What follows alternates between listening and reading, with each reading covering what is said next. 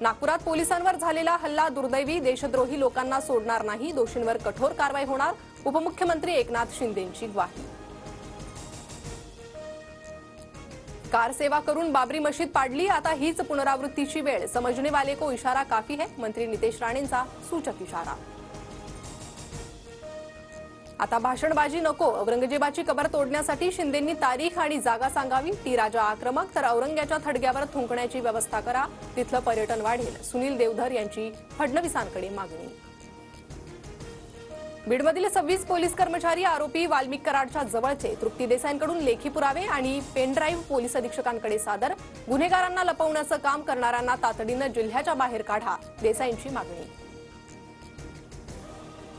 प्रशांत कोरटकरच्या जामीन अर्जावर आज फैसला, कोरटकर काही वरिष्ठ पोलीस अधिकाऱ्यांच्या संपर्कात, मोबाईलमधला डेटाही डिलीट केला, वकील असीम सरोदे यांचा मोठा आरोप.